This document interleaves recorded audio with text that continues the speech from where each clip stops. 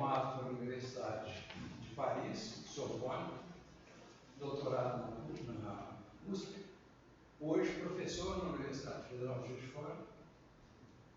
E a gente pensando bem, né, eu pensando nos meus devaneios, né, sempre na antiguidade, nós temos uma história, por exemplo, de Alexandre, que tinha Aristóteles, né? Dante tinha o poeta Virgílio para conduzi-lo.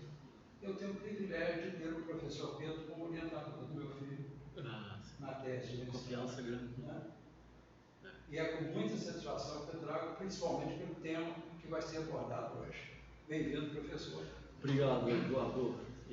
Eu chamo ele de Eduardo, porque realmente nós somos muito íntimos já, né? Se conhece há muito tempo. De fato, na verdade, eu sou pós-doutorado pela USP, eu sou doutorado pela Sorbonne, né? Graduado também.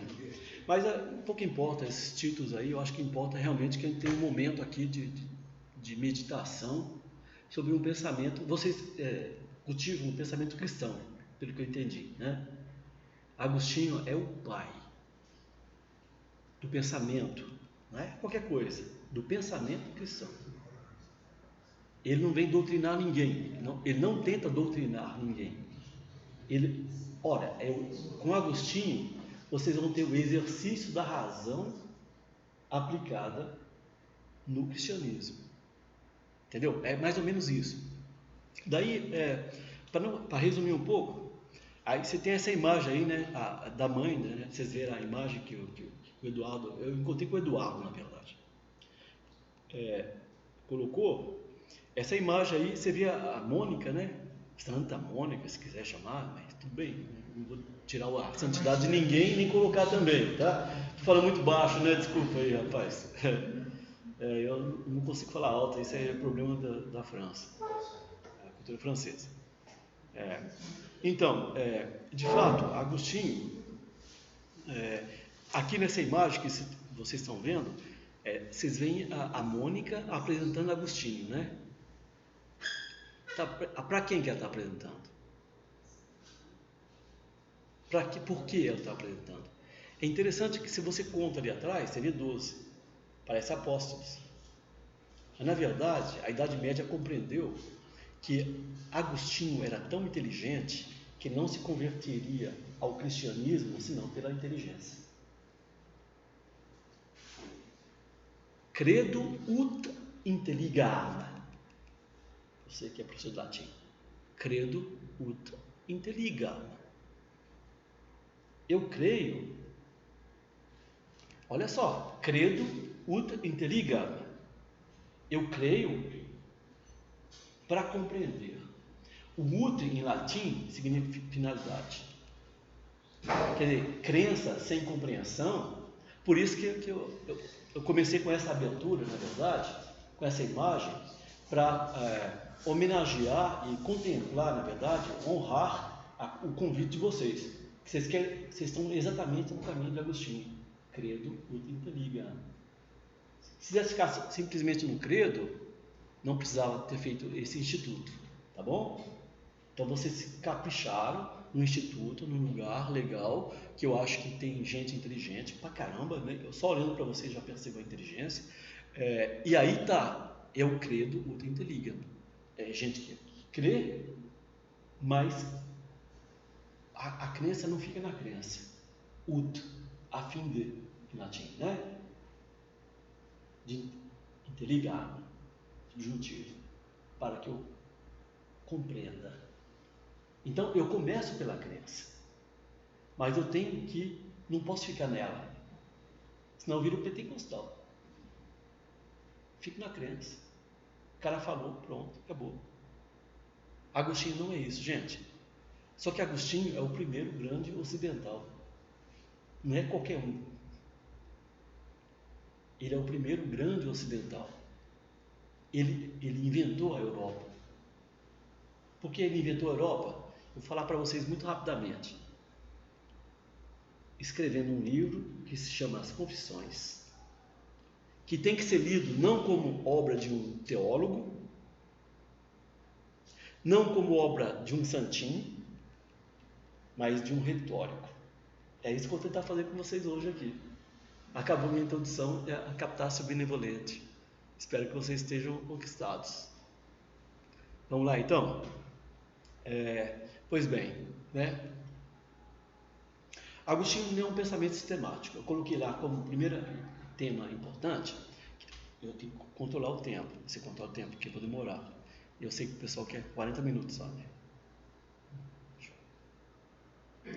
5 minutos já foi, né? Foram 7.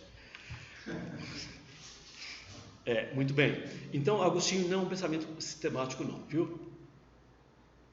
Aí você pode falar para mim assim, não, é melhor um sistema. Eu digo para vocês, não, necessariamente.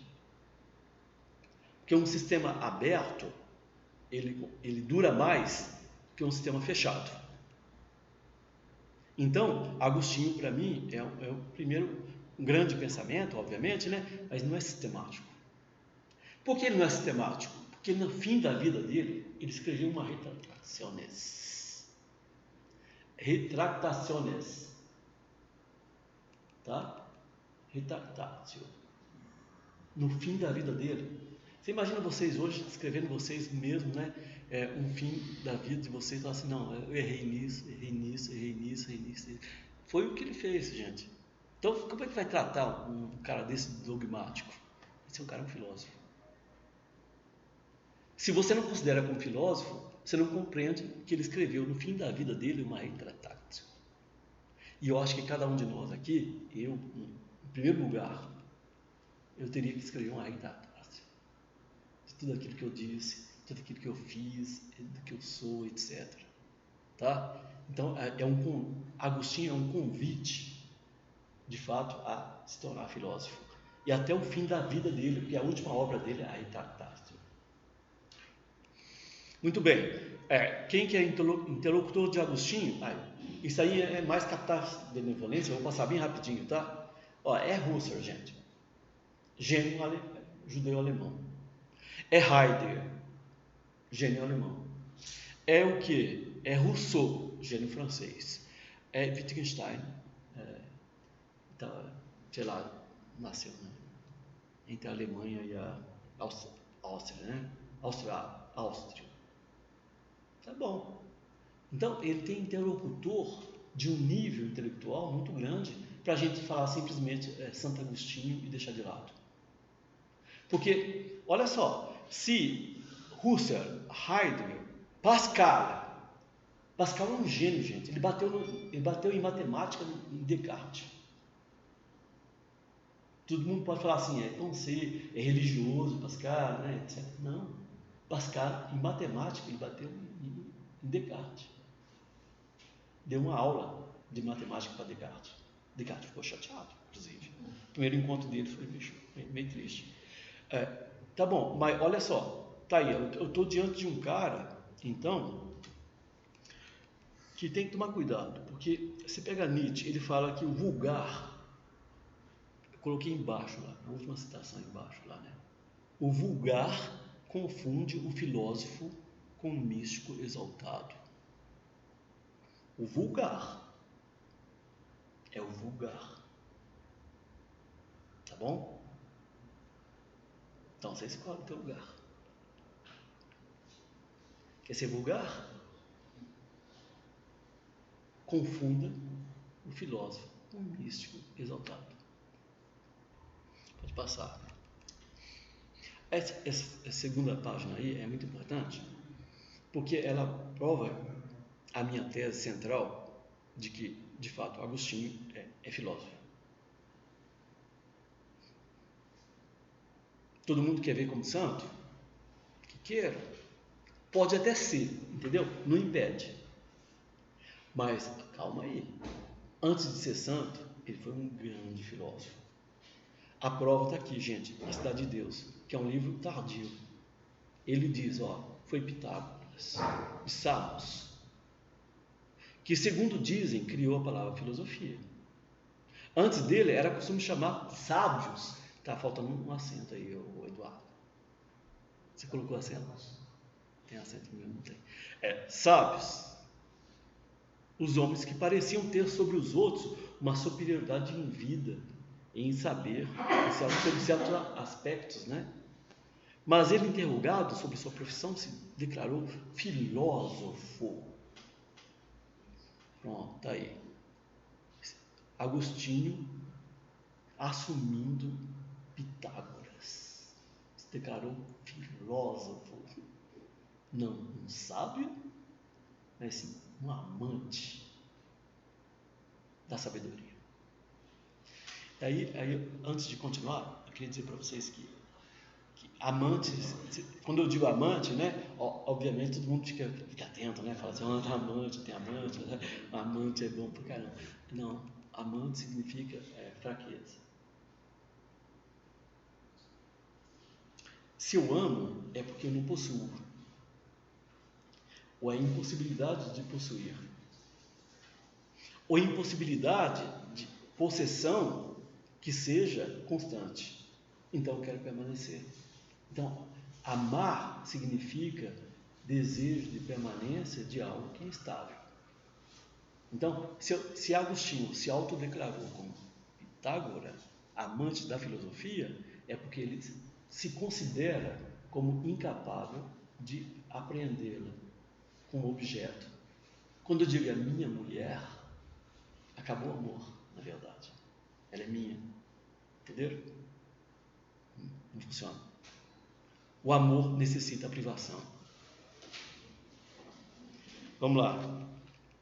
Manda continuar, Eduardo. Aí eu tenho aqui, né? Aí eu preparei muito bem, né? Já fiz 10 minutos de introdução. Eu preparei 6 conceitos para vocês, para uma leitura, para ser bem objetivo, para não ser muito lúdico, né? Porque poderia ser lúdico também, chegar aqui e não preparar nada para vocês. Eu tenho uma tese para vocês aqui, a inteligência de cada um de vocês. A tese é a seguinte: dá para ler as confissões. Vocês leram as confissões de Agostinho? Muito bem. Eu quero provar que essas confissões podem ser lidas de maneira filosófica, ou lida filosoficamente, digamos. Para isso eu elaborei 6 conceitos. Que eu estou passando aqui para o Eduardo Filho, Passarela, para que ele tenha tempo para escrever, porque eu não tenho tempo de escrever todas as ideias que eu tenho, tá? Então tá. 6 conceitos. O primeiro é o Corão. Vamos lá. Vou pegar aqui. Olo veritatem facere,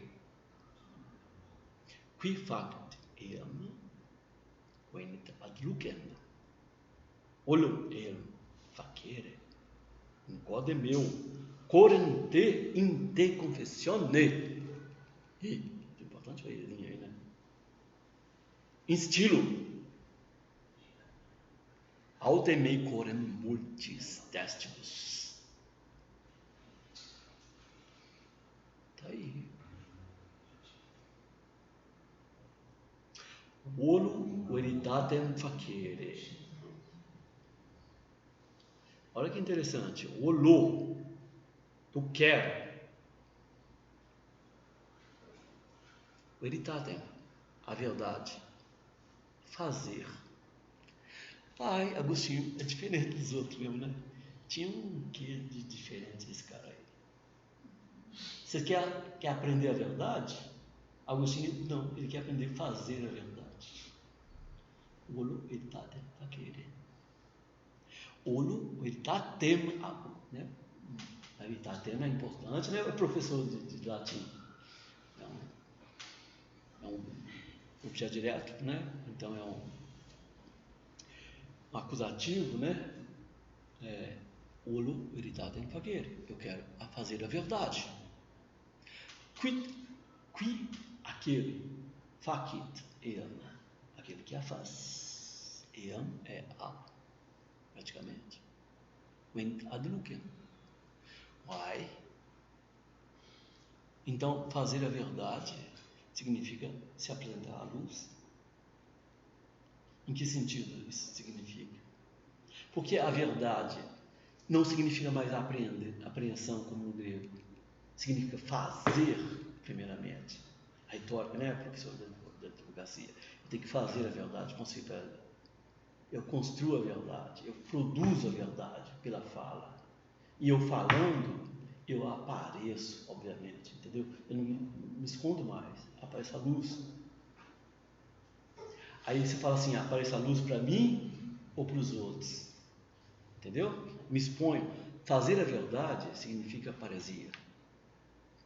Se expor, falar, chegar aqui diante de vocês depois de um dia de trabalho cansativo, de concurso lá, do PIB, sei lá o que mais, eu sei que é exposição para mim. Vocês estarem aqui, me ouvir hoje, também é se expor também, entendeu? Então, quer dizer que a verdade não é mais apreensão, mas assim é fazer a verdade. Então ela significa paresia. Eu faço a verdade comigo quando eu ouço alguém, quando me exponho a ouvir. Vocês vieram aqui hoje, eu estou super honrado com a presença de vocês, com o convite de vocês também, e me exponho, obviamente, né? Porque vocês podem a todo momento levantar a mão e falar assim, eu não estou de acordo com você, Pedro. E daí eu tenho que me virar, né? Eu dou meus pulos aqui, né? Eu sou meio gato, né? Eu dou um jeito aqui. Mas aqui, ó, olon ean facere incode meu. Olo eam é a verdade, tá? Em latim. Olo é o mesmo, é o eu, é a pessoa do eu quero. Eu quero fazer de novo, ele enfatizou. Então, gente, é um orador. Quem conhece a advocacia sabe que os caras não falam por acaso. Olo etat facere, quid facit, a repetir o fact, went ad lucem. O olo, enfatizou de novo, o olo, eu quero, é uma facere, enquanto é meu coração. Tá vendo, gente? Que Agostinho é uma coisa estranha. A verdade, para a gente, se dá na interioridade. Vai ter que ter um movimento que é enquanto é meu mesmo, não tem jeito. É na interioridade que se encontra a verdade. Você pode tentar procurar fora de você, nas coisas, no mundo, nas riquezas, né? Quem sabe, na nobreza, o que você quiser, você pode buscar, mas é em qual é meu. Em verdade, em qual é meu. É no coração. Aí eu não vou, ele não dá lei para você, nesse enquadro meu, no teu coração. Não dá lei não. Vai esperar a lei de Agostinho, não vai dar para você. Aí vai falar que essa verdade só se faz no próprio coração, entendeu? É no coração teu que ela vai se encontrar. Uns lugares inteligentes aí. Tá interessante, tá bom, enquadro meu. Tá, enquadro meu, aí você acrescenta, coramte.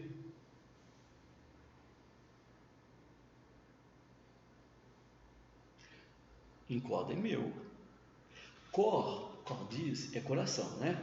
Cor diz, coração, em latim, né? É do coração. O coração era na época, ele era simbolizado como a sede do pensamento, entendeu? Das sensações também. A medicina não tinha evoluído, doutor não tinha evoluído ao ponto de saber que é o cérebro que era a fonte, né, de tudo, né? Eles achavam que era o coração mesmo, gente. Era o coração que era o centro. Porque morria, parava de bater o coração, né? Então, enquadre meus, em confessione. Corante. Quer dizer, eu estou diante de mim mesmo. Primeiramente, enquadre meu, eu estou diante de mim mesmo. Eu acho que isso aí tem um problema muito sério. O ser humano é o único dos seres que está diante de si. O ser humano é o único de todos os seres que está diante de si mesmo, que tem uma ideia de si. Não é por acaso que ele é religioso. Ele está diante de si. está diante de si, ele não pode se esconder, ele pode ficar sozinho em qualquer lugar, mas ele não pode escapar dele mesmo. Core meu, incode meu, né? Coram te in confessione. Esse coram te in confessione, ele está dizendo que o homem, na verdade, é o único ser que tem a noção de Deus como de um absoluto, né, que o transcende e que ele, na frente de quem ele está sempre em presença. O coram, em latim, é uma preposição, viu? Não é um conceito.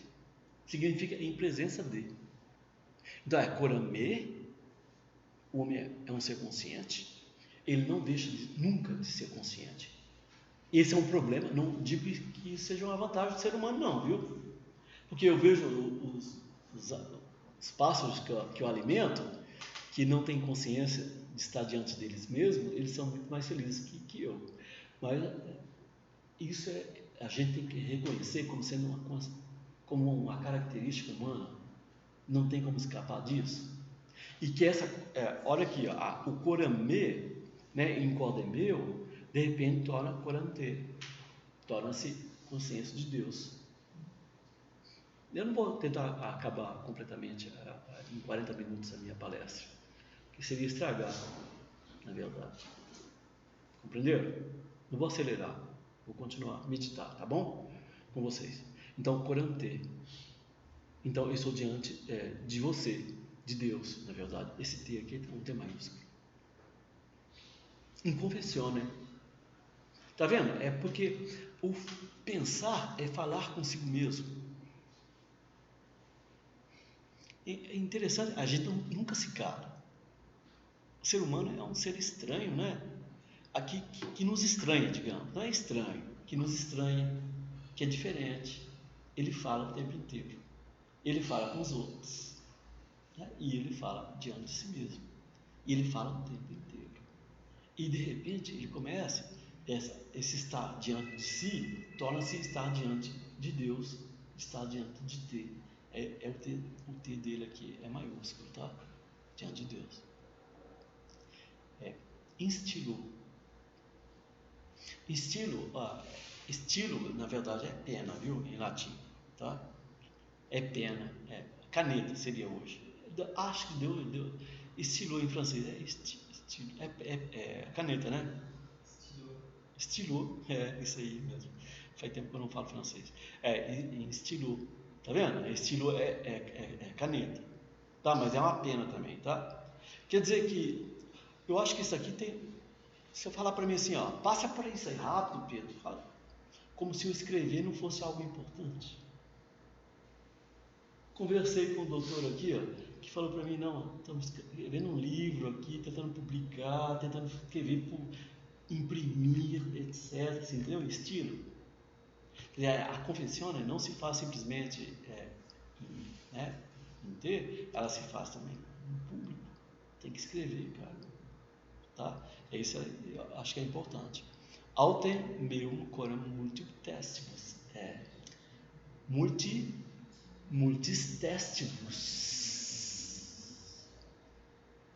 Multistestivus. Multistestivus. Falando latim com você? Como ficou a tua cabeça? Deu nó? Não. Eu traduzo para você. Diante de muitas cabeças. Literalmente. Falar é se expor a outras mentes, outras consciências. Tá bom? Continuar. Vamos lá. Foi retomado, obviamente, segundo conceito, Prius. É complicado esse negócio aí, Agostinho. Está vendo que Agostinho é um retórico? A retórica dele é tão forte que o conceitual dele vira quase uma preposição. Então você não consegue ler filosoficamente as Confissões de Agostinho se você lê uma biografia, como fazem o pessoal da literatura. ou se você fala como um santinho diante de Deus, confissão. Gente, não é isso. Confissão é mais complicado que isso para ele. Tem no mínimo 5 sentidos de confissões. Então tá aí, retomada do essencial, né? De Agostinho, do ser com, né? Estar diante de, como mit sein, por Heidegger, em alemão, mit sein, estar diante de. Estou diante de vocês. Que minha esposa agora, cheguei aqui agora, não cheguei aqui agora, cheguei falei diante de vocês, estou conhecendo Pedro Calixto, tá? Minha esposa, mit sein. Então, estou diante de vocês. A consciência humana não deve ser aprendida como uma ilha. Vocês entenderam? Eu posso ficar lá no meu cantinho, lá, pensando, etc. Mas não. E olha só, o Prius, né? Vou traduzir aquele negócio que o Eduardo mostrou para vocês. Eduardo tá no controle, né, Eduardo? Está adiantando a minha fala. Tá bom. Nec enim dico recti aliquid omnibus quod non amet prius. O prius é importante.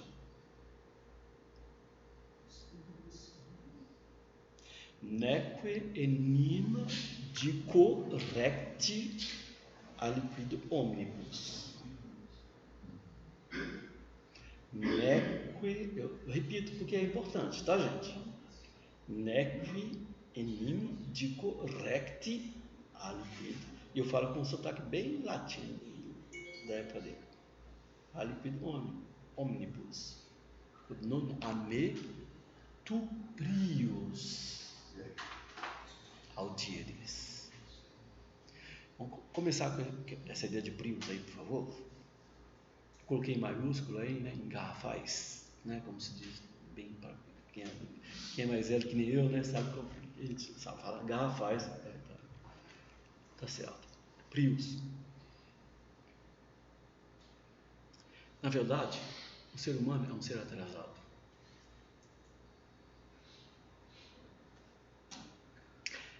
Nós somos Kurama, é o primeiro conceito, né? O segundo é Prius, tá? Prius, nós somos Kurama, segundo Prius, atrasados.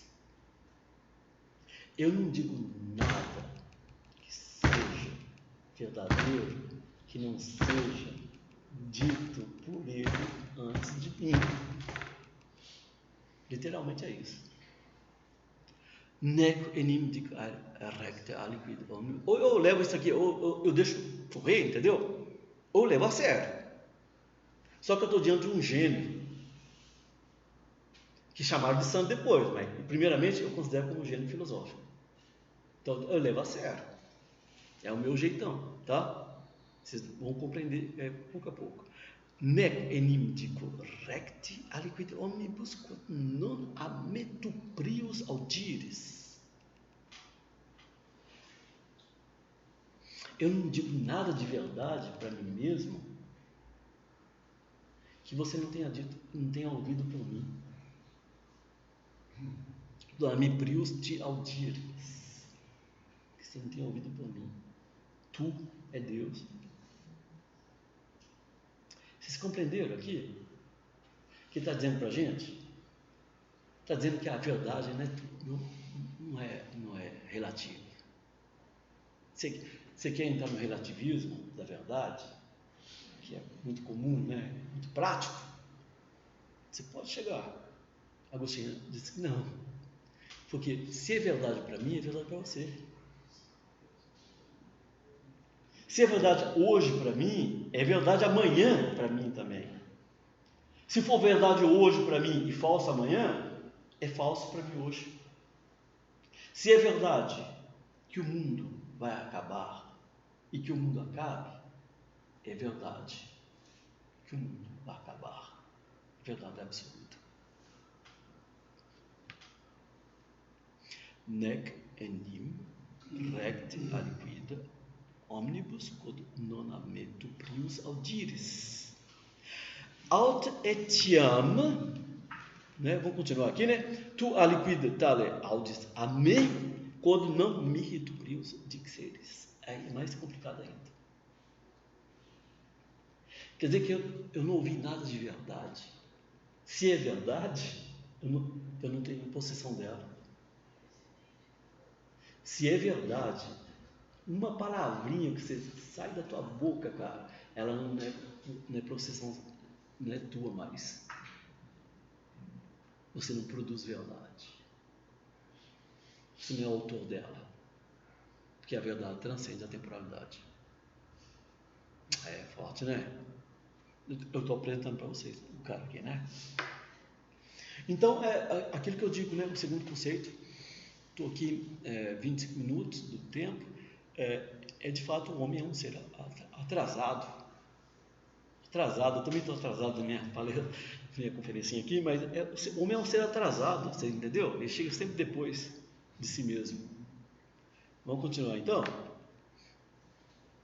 Esse atrasamento dele, né, esse caráter atrasado do ser humano, vai levar à inquietude, de fato. A inquietude, que é o terceiro conceito, tá? Eu tenho 6 para falar para vocês hoje. O terceiro conceito é a inquietude. O que é a inquietude em si, né? Eu coloquei lá a definição rapidamente para vocês, que é um ser atrasado, mas é um ser preocupado. Quer dizer, nós introduzimos em nós a temporalidade.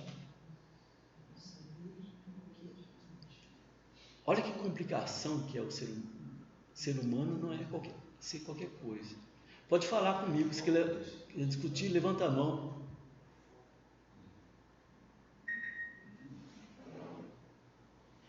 Pode levantar a mão e discutir. Você tem que ser capaz de discutir, se quiser. Mas pode levantar a mão e discutir. Não discutir entre vocês. Tá bom? Mas pode discutir comigo. Levanta a mão e faz uma objeção e tal. Olha só, o que Agostinho está querendo dizer é que, de fato, o homem é um ser inquieto. Que a inquietude nos habita. A inquietude nos habita. O que significa? Porque, de fato, que a inquietude não se trata de um momento. Nós somos habitados. Eu diria, assim, em termos agostinianos, para você que está discutindo com o outro ali, nós somos seres desabrigados. Desabrigados. Nós não temos habitação. O ser humano seria para ele um ser sem habitação. Quando ele acha que ele está construindo o abrigo dele, abrigando-se, né? Vamos usar a palavra, né? Construindo o abriguinho dele, fazendo de si um lugar, se apropriando de objetos, digamos, de gente até, né? Sabe? E fazendo o abrigo dele. Na verdade, ele está perdendo a essência dele, porque o homem é um ser desabrigado. Quer ler Agostinho? Gente, o meu exercício é bem simples. Tentativa de ler as confissões filosoficamente. Para isso eu preciso de conceitos. Para isso eu mobilizo conceitos. Mobilizei já 3 conceitos com vocês. Corano, o homem é um ser consciente. Segundo, prius, nós somos atrasados. Terceiro, esse atrasamento nos causa inquietude. E essa inquietude não é agora. Hoje estou inquieto. Por quê? Por tal razão. Amanhã eu vou estar inquieto por outra razão. A inquietude é uma habitação. Porque nós somos desabrigados. Se quiser discutir comigo, eu adoraria com você. Só que você não levanta a mão para falar. Mas se quiser levantar a mão para falar, tá bom. Vou mandar um texto de Epicuro para vocês. Da inquietude. Essa inquietude, ela foi muito buscada. Vamos dizer, né? Eu entendi a citação ali do Eduardo. Tipus aliquam concordiam partium usuarium sine qua omnino Esse não pode ser. Quer dizer, nós somos seres divididos, né? Tem uma divisão que esse desabrigamento, né, que eu falei para vocês, esse ser desabrigado, ele faz parte da nossa natureza mesmo, de ser divididos, entendeu?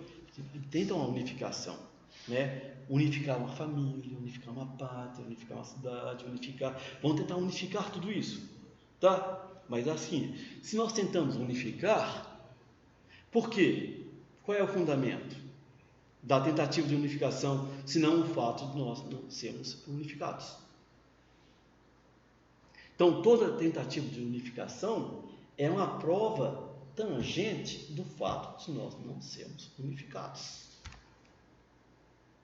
Então, a gente tenta, cara. A gente vai tentando, como a gente pode, do jeito da gente. Cada um vai tentando do jeito dele. Mas, assim, isso não é fruto das paixões para ele. Inquieto est nostrum ad. Inquietum est cor nostrum. Ele abre as confissões com inquietum est cor nostrum. Nosso coração é inquieto. É inquieto. Não é que está inquieto. Ele é inquieto. A inquietude nos habita. Então, eu estou preocupado com a formação do Eduardo. Estou lá, sei lá o que for. Eu estou sempre preocupado, cara. Não tem como não ser preocupado. Faz parte da minha natureza. Faz parte do que a Hannah Arendt chamava de condição humana. Opa, falei um palavrão para vocês aí, aguardem aí, tá? Demorei para conseguir esse palavrão. Condição humana. Condição humana. É condição humana. Você entendeu? Inquieto est cor nostrum ad quies inter quies. Chega de latim também, né? Vamos passar para outro. Então, eu vou pegar um texto aqui. Essa multiplicidade é verdade. Eu falei para você que nós somos seres múltiplos, né? Que tem um problema sério, né? Tem uma certa divisão que a gente tem, né? Ela pode ser diacrônica ou sincrônica. Eu vou falar rapidamente para vocês. Diacrônica no sentido que eu não sou hoje que você é amanhã. Eu não fui ontem que sou hoje. E vocês não são eu. Não, mas não é que vocês não são eu. É que eu, para ser eu tenho que não ser vocês. Se eu fosse vocês nem seriam.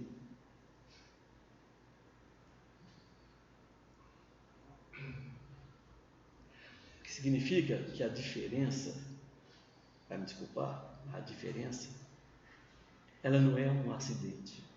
Ela é a condição de existência de um ser finito. Eu não sou você. Você não é eu. E eu não ser você não é que você não é eu. É que eu não ser você é a condição para que você seja. Para que eu seja, na verdade. Até mesmo. Mais profundamente. A alteridade, ela é uma matriz ontológica que determina tudo que existe. Sem diferença não existe.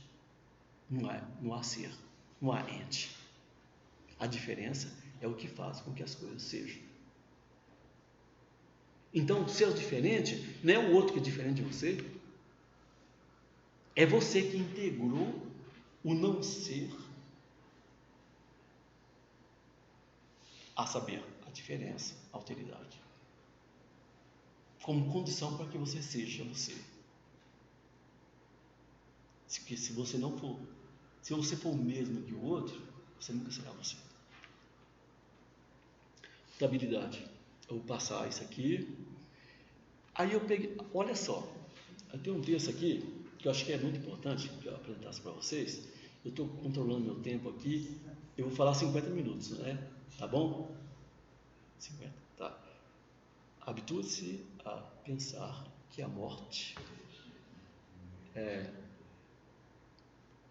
habitue-se a pensar que a morte não é nada. Em grego não é nada, que a morte é nada. Seria em grego, tá? A tradução engana a gente. Habitue-se a pensar que a morte é nada. Então vamos habituar, vamos ter um hábito, né, de pensamento aqui, que a morte não é nada. A morte não é nada para você, tá? Você está tocando bigode que nem eu. A morte não é nada para você, cara. Faz de conta, tente, habitue-se. Essa é a filosofia de Epicuro. O materialismo é epicurista. Habitue-se. Olha só o que ele fala para você. Claramente, habitue-se a pensar que a morte é nada para nós. E ele tem, engraçado, né, que ele tem o argumento dele, porque ele é um filósofo, né, um grande filósofo. Ele fala, o pois aqui entra com a argumentação. Pois todo bem e todo mal residem na sensação. Opa, então o cara já tem uma noção de bem e mal, né? Bem está na sensação, no bem sentido, tá. Ok. Ora, a morte é privação de toda a sensibilidade. Então eu concluo com essa frase aqui do meio aqui, ó, que a morte não deve ser temida. A morte não é nada. Compreenderam? Que a morte não é nada? Ou é nada? Nada é, seria melhor ainda, né? A morte nada é. Habitue-se. Engraçado esse habitue-se, né? Quer dizer que exige, de certa forma, um esforço da mente humana para se habituar ao fato de que a morte é nada. Que significa o quê? Para Agostinho, no texto. E aí eu entro num texto que me toca profundamente, gente.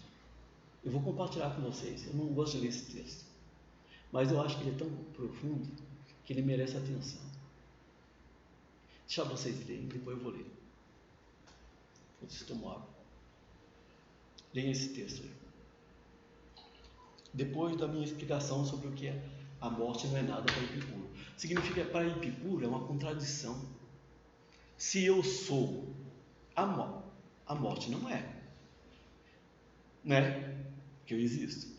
Se eu não sou mais, morri, a morte é.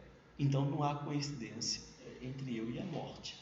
O medo da morte é uma bobagem para Epicuro, que tem que ser suprimida da existência para a felicidade, tá? Olha o que Agostinho escreve aí. Agostinho, antes de ler esse texto com vocês, eu só digo para vocês que Agostinho perdeu um filho. Vocês são pais, eu sei que pela idade de vocês são pais. E perdeu um filho, mãe e um amigo. Quer dizer, ele teve uma experiência da morte que é profunda, tá? Eu nunca perdi ninguém na minha vida. Eu não sei muito bem o que é isso. Eu tenho meus pais, meus avós morreram muito pequeno ainda, né? Não lembro muito bem, então não me tocou tanto, sei lá. Filhos que eu tenho são normais, tranquilos, viventes. Eu tenho filhos, então eu nunca perdi ninguém, nem pai nem mãe, mas eu tenho medo de perder meu pai e minha mãe. Telefono todo dia e tal, ela, se eu não telefono, minha mãe telefona também, tá? Mas para mostrar para vocês que, olha só, que para Epicuro a morte é uma contradição. Ou eu ou a morte. Eu não coincido com ela. Todo medo que eu posso ter com relação à morte, esse medo é contraditório. Então eu tenho que banir, eu tenho que banir esse medo. Essa é a condição da minha felicidade. Olha o que escreve Agostinho, que perdeu 3: a mãe, o filho. Ele não falou do pai, né? Engraçado. É a mãe, o filho e um amigo. Aqui há um texto sobre a morte de um amigo, que eu vou ler com vocês em detalhe, comentar.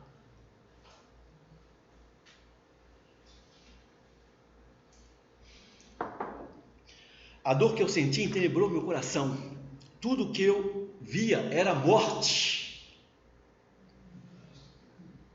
A dor que eu senti entenebrou meu coração. tudo o que eu sentia, coram é o coração, viu, gente? Tudo o que eu sentia, que eu via, era a morte. A pátria era para mim um suplício. A casa paterna, um lugar estranho e triste. Tudo que eu havia colocado, né, em comum com ele, sem ele, se transformava num cruel tormento. A presença da ausência vira um tormento. Assim. Perceberam? Meus olhos o procuravam em todo lugar. Está falando de um amigo dele, tá? Que morreu. Meus olhos o procuravam em todo lugar, sem sucesso. Tudo me parecia odioso, detestável. Esse é o Santo Agostinho, que você chama de santinho, né? Detestável, pois tudo representava vazio. Tudo, gente, é tudo. Ele não tirou exceção de nada. Sem a presença do amigo dele, a totalidade do mundo se esvaziou como sentido. Virou nada para ele. Tudo me parecia odioso, detestável, pois tudo representava vazio. Esse pois aqui é interessante. Você entendeu? O odiável não é porque as coisas são odiáveis. É porque ele já representava vazio. E eu olhava para vocês. Já não vejo vocês nascendo, crescendo. Eu não vejo o ser nascendo como nascente. Eu não vejo mais como vivente. Eu vejo como morrentes. Nós somos morrentes e não viventes. Um dia mais, um dia menos.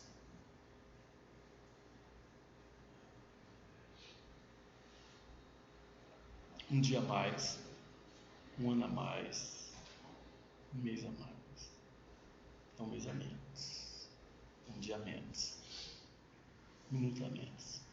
Nós somos morrentes. Tudo me parecia odioso, detestável, pois tudo representava vazio e nada podia me dizer: eis que ele vai voltar. Depois, percebeu que é a radicalidade da morte? Nada mais. Porque quando alguém se ausenta, é uma coisa. Fala assim, não, ele vai voltar. Eu tive um amigo recente, um jovem, que eu conheci na infância, encontrou meu telefone, eu sei lá, meu e-mail, sei lá. Encontrou e entrou em contato comigo. Ele está vivo ainda. Mas depois que morrer, acabou a amizade. Espera em Deus.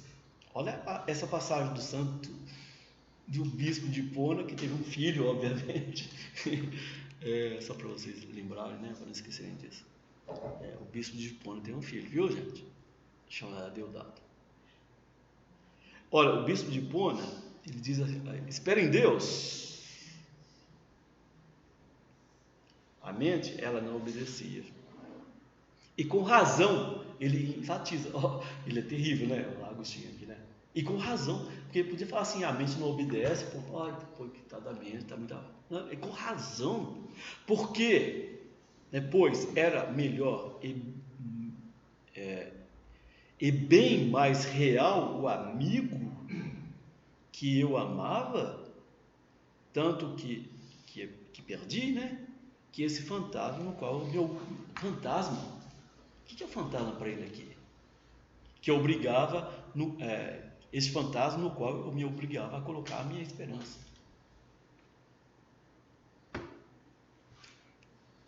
Quarto conceito para Ignácio. Eu estou terminando já. É o quinto. Feciste nos ad te, et inquietum est cor nostrum dum requiescat in te.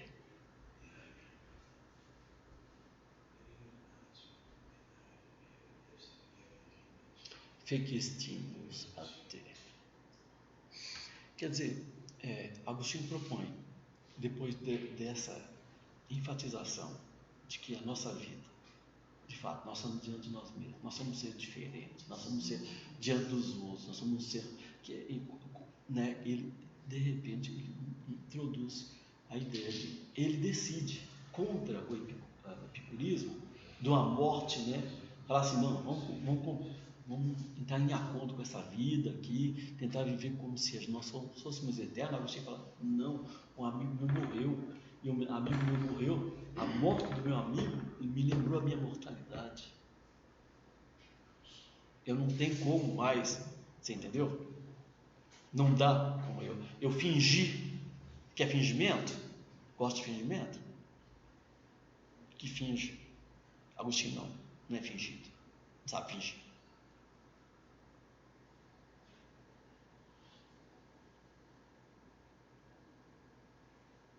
A morte de um amigo me lembrou que eu sou um ser peregrino. Então, o que é peregrinagem em latim? Professor de latim. Peregrinagem, você sabe muito bem, significa viagem. Significa viagem ao estrangeiro. Eu sei que muitos de vocês já viajaram no estrangeiro, né? E sabe o que é viajar no estrangeiro? A gente nunca está mineirinho, não, gente. Já sou mineiro, estou em Minas Gerais. Não, gente. Já vai para o Rio de Janeiro, já muda um pouquinho. Agora, quando você muda, viaja para a Europa, você chega na Itália, na Alemanha, aí você sente o peso de ser estrangeiro. Agostinho está nos propondo que, na verdade, toda a nossa vida seja uma peregrinagem. Tá bom?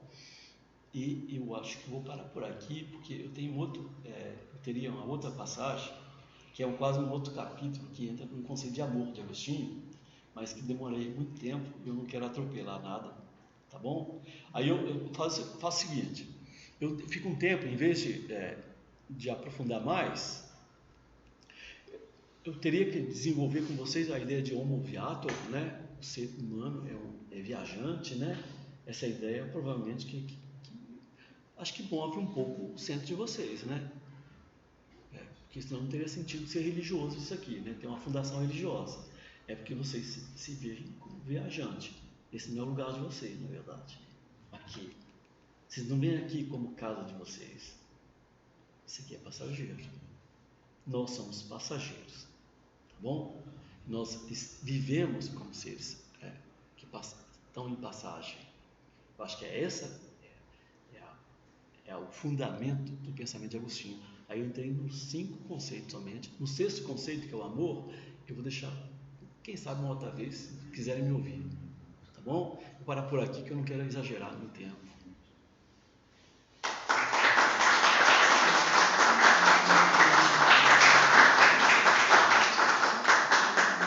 Aí eu me coloco à disposição para algum esclarecimento, alguma pergunta, alguma oposição, mas não, estou de acordo com você, acho que fica mais legal até. Pois não. Primeiramente, eu queria, você já deixou isso já disponível, porque pelo nosso estatuto, nós só podemos questionar ou perguntar ao palestrante se ele permitir, mas pode. O senhor já fez isso. Seriam alguns pontos que foram ditos, que a gente poderia esclarecer um pouco mais. Fiquei com um pouco de dúvida na primeira frase, credo ut intelligam, creio para entender ou entendo para crer. Fiquei um pouco em confusão na questão da explicação. Entendi. Uma outra frase que o senhor colocou de Nietzsche, e nos provocou a escolher entre o filósofo ou o místico. Dá a entender que há uma separação, então, numa existência de 2 Agostinhos, onde o místico não poderia ser filósofo simultaneamente, como se a tradição toda cristã excluísse esse pensamento racional. E é uma provocação. E a terceira, vem na lista dos interlocutores de Agostinho. O senhor colocou Nietzsche, Pascal e Isaac. Então, até chegar nestes filósofos, Agostinho já era lido há mais de 1000 anos. Então, foi uma seleção proposital. E se essa seleção não atrapalharia o resultado da pesquisa. Porque eu acho muito arriscado tirar Agostinho do contexto no qual ele existe. Boa questão. Porque, assim, é igual a questão de fé e razão, mas é uma questão que acho que no século XIII já foi resolvido na escolástica. Essa dicotomia entre fé e razão. Então, outro ponto também seria a retratações, por exemplo, que o senhor mencionou como algo, como uma atitude do filósofo. Mas se olhar a esteira da mística cristã, a retratação é algo da qual o cristão faz e é chamado a fazer isso repentinamente. Então, se pudesse só esclarecer esses pontos. Esclarecer esse ponto, esse punhado de pontos, eu retomo tudo da minha fala, mas tá bom. Vou tentar esclarecer alguns pontos. Eu acho que o primeiro ponto que ele falou é o credo ut inteligam, né? Eu acho que é fundamental que fique claro para vocês. Significa que todo começo é, de fato, inacabado, imperfeito.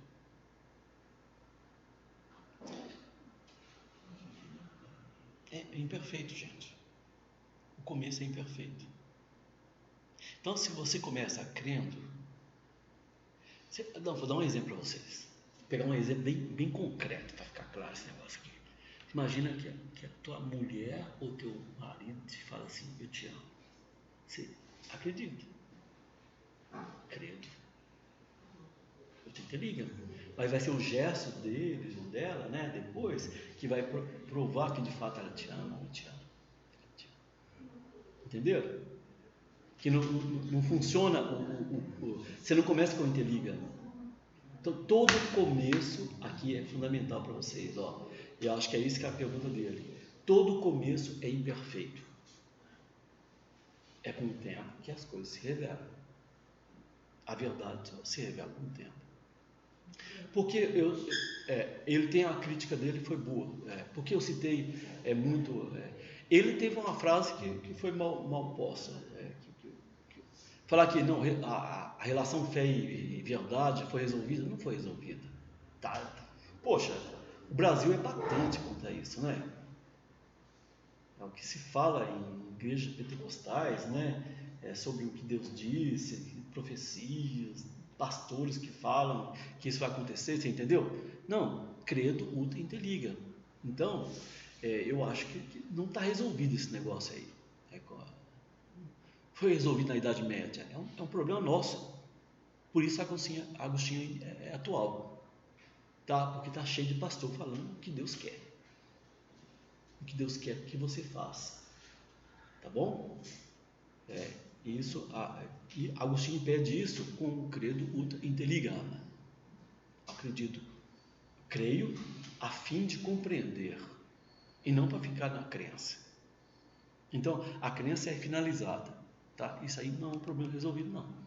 Eu acho que até é um problema nosso. Ao contrário. Você falou para mim, a terceira questão era porque eu mobilizei autores contemporâneos, né? Fez bem até. Aí eu gostei da tua crítica, porque eu falei de Heidegger, Husserl, né, etc. Eu queria uma captação benevolente, somente isso. Porque Tomás de Aquino também é um grande leitor. Boaventura, cara, é um grande leitor de Agostinho. Você entendeu? Por que eu não falei Boaventura? Porque eu sabia que não ia ter impacto. Foi oratória. Aí eu reconheço que a tua crítica foi boa pra caramba. Até fala assim, não. Quando eu colocar Heidegger ao lado, eu falo Boaventura também. Entendeu? Foi bom. Abelardo, né? Abelardo, gente. Grande Pedro Abelardo. É um grande leitor de Agostinho, né? Que a gente ignora completamente. Aí eu não sei a quarta questão. A quinta, qual que foi? Foi do Retrataciones, né? Retrataciones. Como algo da filosofia e não da mística e da espiritualidade cristã. Exatamente. Porque aquela ideia, sinceramente, essa ideia de que os caras não conseguem ler as confissões, porque eu só tentei uma coisinha com vocês. Parece que eu falei muito, né? Mas eu falei só uma coisa. Tenta ler as confissões de maneira filosófica. E um dos obstáculos é a ideia de que é um místico exaltado. Aqui, o desafio de vocês é ler as confissões como uma obra filosófica. Seria mais ou menos isso. E Nietzsche fala, cara. Nietzsche fala que o vulgar confunde o filósofo com o místico exaltado. O vulgar. Isso que é vulgar. Ser vulgar. Então você está confundindo. Você está vendo um filósofo e está confundindo ele com um místico exaltado. A pergunta você é vulgar. Se um místico não poderia ser um filósofo também. Ou para ser um tem que abrir mão do outro. Sim. Porque se for Agostinho não é nenhum. Não, porque o místico, o vulgar, primeiramente, né? O importante para o Nietzsche é a questão do vulgar, primeiramente, né? Então, o conceito de místico, qual é o teu nome? Rodrigo, o conceito de místico de Nietzsche é o conceito do místico do vulgar. Ele é vulgar. Então ele tem um conceito de místico que é vulgar, que acompanha. Ele considera um filósofo como místico exaltado. Então, se ele é vulgar, o conceito de místico dele também é vulgar. Agora, a tua pergunta é mais profunda. Será que toda mística pode ser considerada como vulgar? Não, obviamente que não. Dionísio Areopagita, um grande místico, né? Você tem mesmo Santa Teresa de Ávila, né? São João, fala mais, né? São grandes pensadores, entendeu? Aí não, a vulgaridade está no olhar daquele que está vendo, está julgando, fala assim, é vulgar, entendeu? Isso está o vulgar dele. Muito bom. Mais alguma pergunta? Vocês querem descansar, tomar um chá? Pode perguntar, gente. Uma pergunta mais.